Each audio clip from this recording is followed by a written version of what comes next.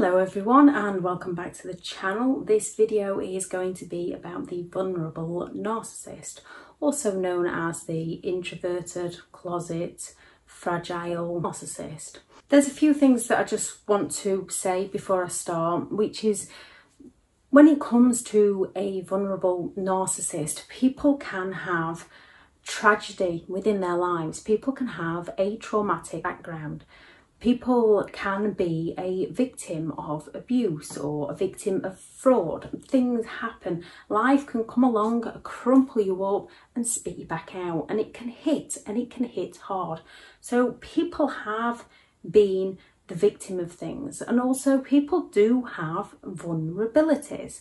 And people, you can come out of a situation and you can feel very victimised, especially if you are the victim. People's vulnerabilities can make them want to see justice being served, and there's no wrong with seeing justice being served. It can make people angry and want to seek revenge when people have hurt you in a toxic way, when people have exploited you. It can make you, can bring out those emotions of anger and resentment and want to see justice being served. Most of us do have some form of vulnerability. These are normal and people experience them differently. So some people can be embarrassed by their vulnerabilities. It can hurt their ego and pride with some people. With other people, they can be shy about their vulnerabilities. They can want to keep them to themselves. They can want to shout them from the rooftops to help other people out. How people handle these is very different between person to person. But we do, well, most of us have them in one form or another. I shall link the video to healing vulnerabilities.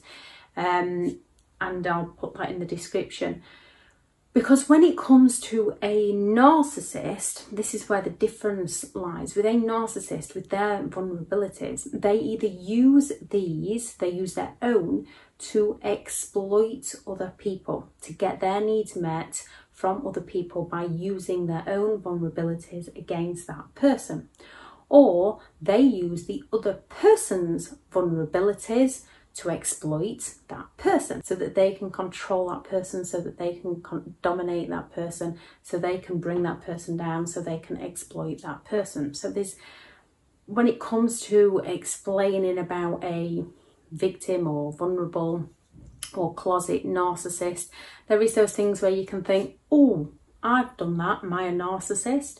If your intentions are good, you're not a narcissist. And also when it comes to people should have a professional diagnosis, it's extremely difficult to get a narcissist to be diagnosed with narcissistic personality disorder because they do not see themselves as the problem. So no, technically, yes, diagnoses are helpful.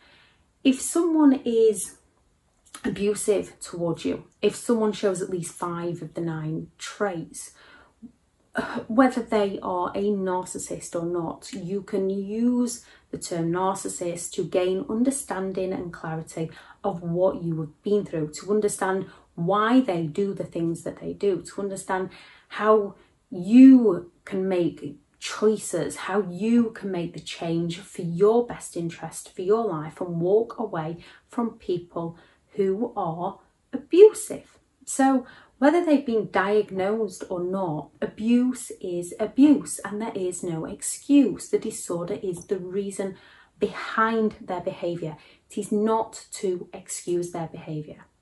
So you could be dealing with someone who has potentially had a traumatic past that isn't actually a narcissist. If they're not using their past to exploit people, they're not a narcissist. It's finding them the right help, but be careful within yourself. Know when you're hitting that danger zone and when it's time to walk away from people, or when it's time to try and help them, guide them. You can be dealing with people suffering with things like CPTSD. You can be dealing with people that have got different personality disorders that can potentially see and find coping mechanisms for their behaviour. But if someone is abusive it doesn't matter. That is on them, not you. The 9 characteristics, the 9 traits that you're looking for within the disorder, I'll have the video up there to explain a bit more, are a sense of entitlement, wanting things their own way, envious of other people's achievements or accomplishments or what the people are doing within their lives, envious of other people's looks, just envious of other people. A lack of empathy. Now, they can show that empathy when there's a need, but when there's a need, that they need to show the empathy so that they can exploit somebody, but a lack of empathy, so when you really need them for something, they are not there. That arrogance, even the vulnerable narcissist can have that arrogance, especially when they do something like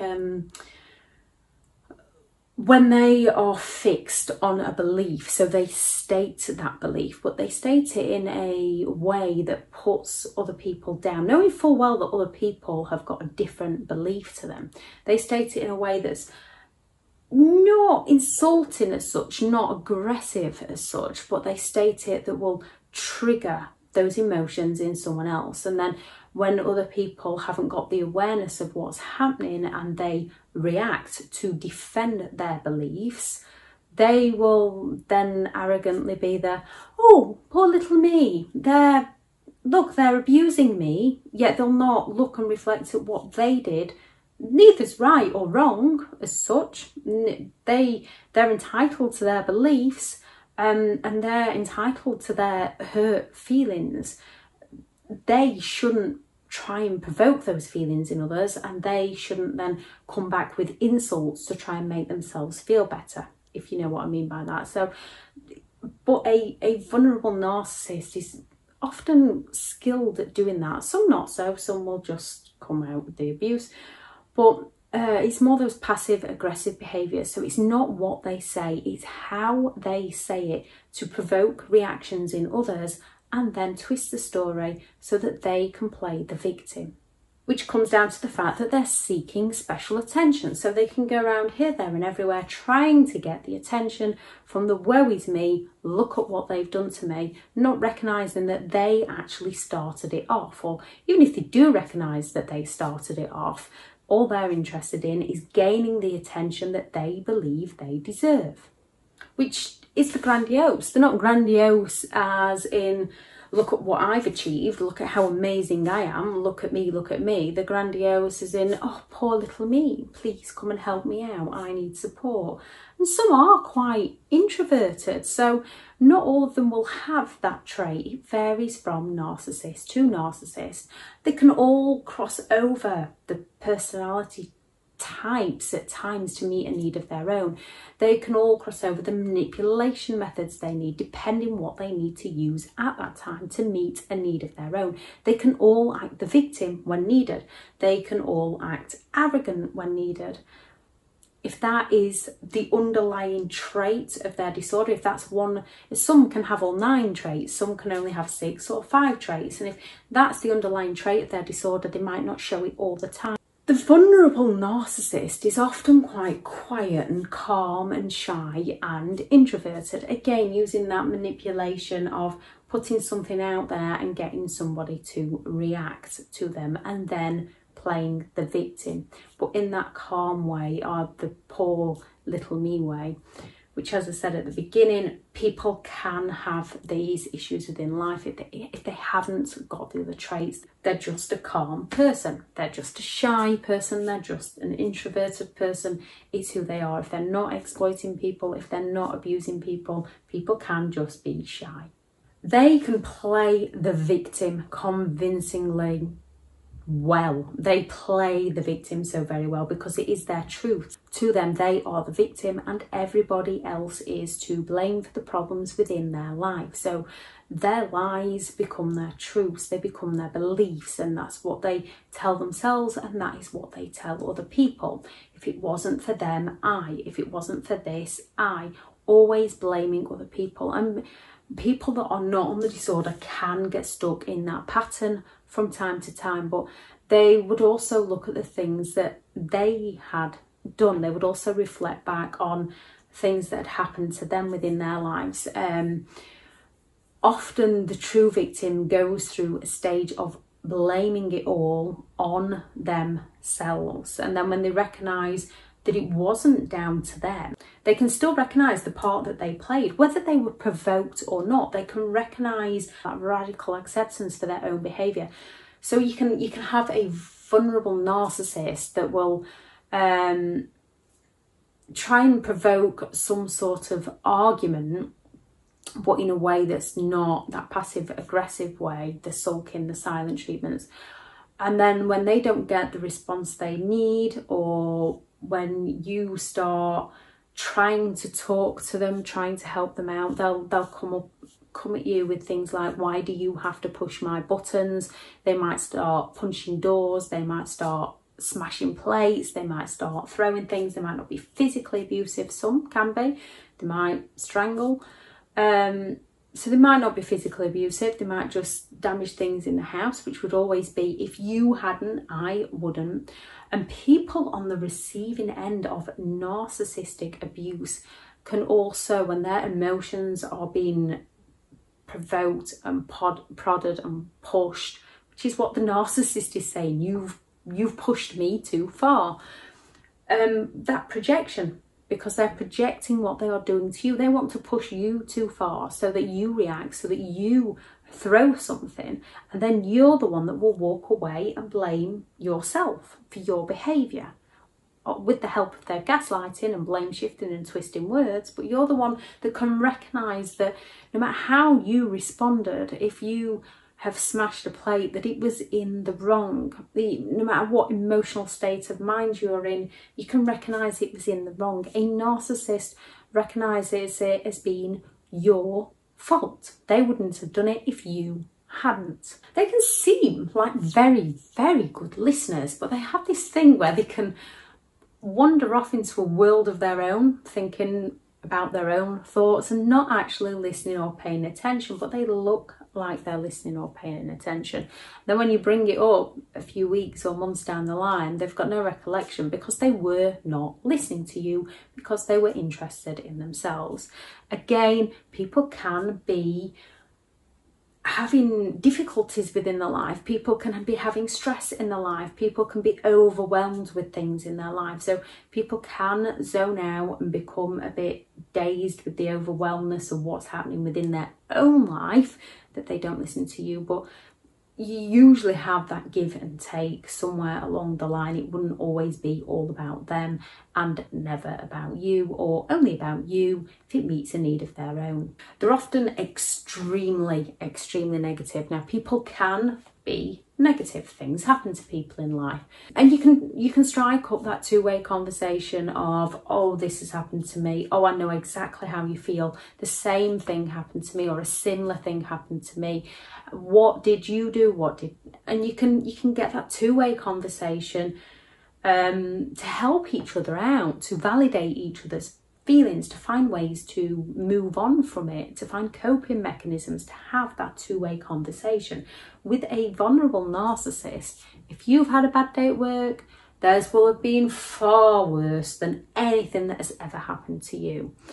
If you've lost a loved one, it was far worse when they've lost a loved one. If something bad or negative's happened to you, it was far worse for them. And then they might listen to you for all of 30 seconds, or they might listen to you and wander off into a world of their own, and then bring it back about why it was so much worse for them. They can be highly sensitive to criticism, over the top sensitive to criticism, perceived criticism, real criticism, criticism to try and help them. They can really take it the wrong way. And it doesn't take much. It doesn't take much, that slightest bit of criticism, even if you were trying to help them, they don't offer any forgiveness. They don't have forgiveness. It's just not something.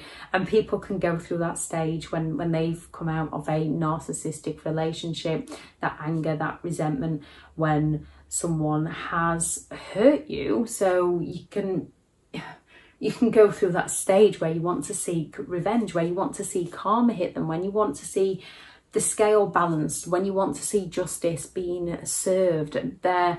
they are normal emotions. We have to learn to let that go to move on with our happiness, because that feeling is keeping us trapped in the past.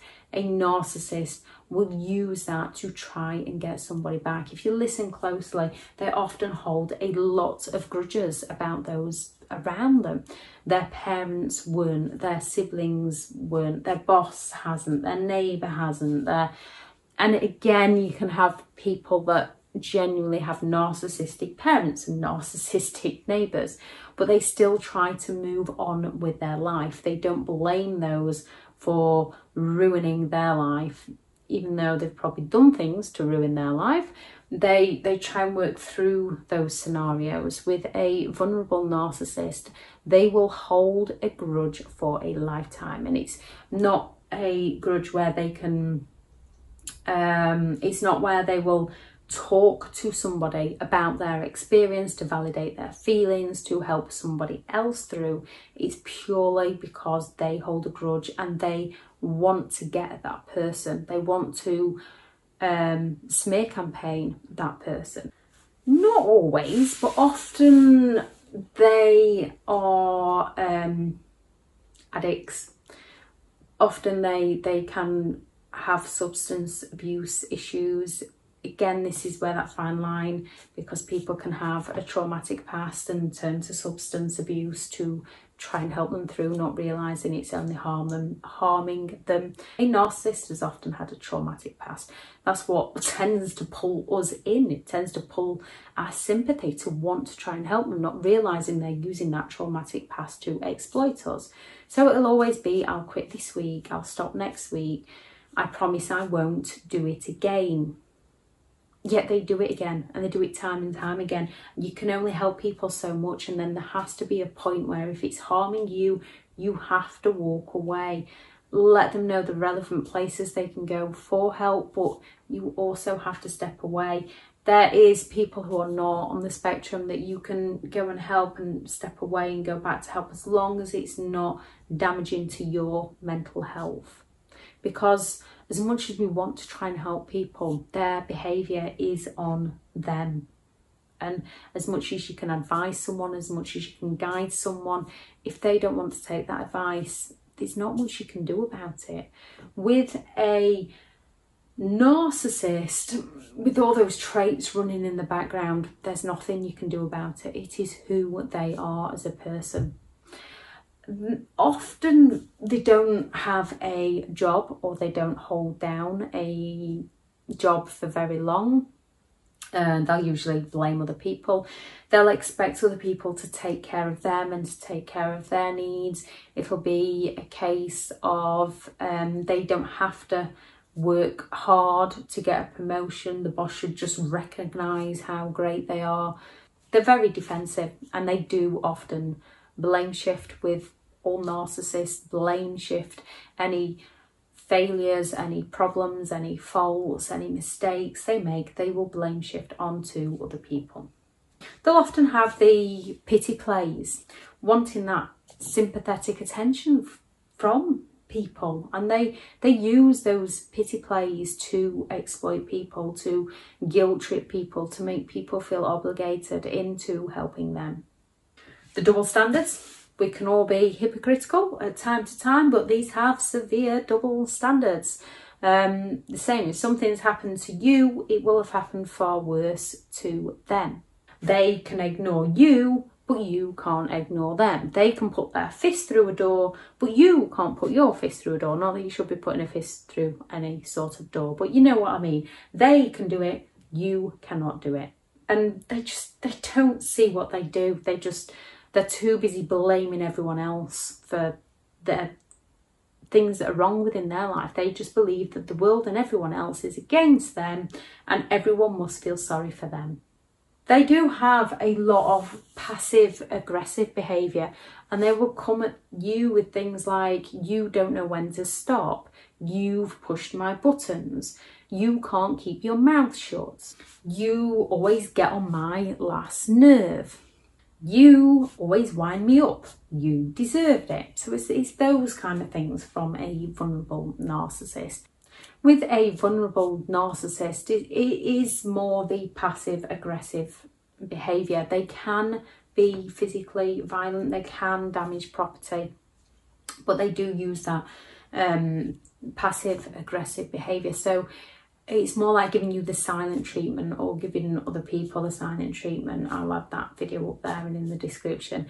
And the temper tantrums, when they don't get their own way because they feel entitled to have their own way. So they can almost blow up out of proportion and out of character from this shy, quiet, introverted person into everybody, look at me, look at what's happened to me. That grandiosity comes out in them as they're throwing that major temper tantrum because they believe they've been wronged and they believe that everybody should take their side and help them out, that they don't see what part they played, they just see how someone else has wronged them. The incredible sulks. They can sulk for hours, days, weeks. They can sulk with just the person they are with, their partner. They can sulk with just one child, they can sulk with the entire family at once. If someone doesn't jump to their attention, if they ask someone a favour and that person says no, they can give the silent treatment or they can sulk, and they can bring it into other relationships. That sulk can go on for a long time because they didn't get their own way. And people can sulk in life. It's a human response sometimes. With a narcissist, they will sulk until they get what they want, or they will twist it somehow to get what they want. Guilt trips. The vulnerable are very good at guilt tripping people to get their own needs met. If you have any signs that I've missed off, please do add those into the comments because it helps the people reading through to recognise. If you are new to the channel and you do find the information helpful, please do subscribe. Thank you very much for all the returning subscribers. I do appreciate your support and I hope these videos are helping you get through whatever stage you're at within your life. Thank you very much for listening and I hope you all have an amazing day. Bye.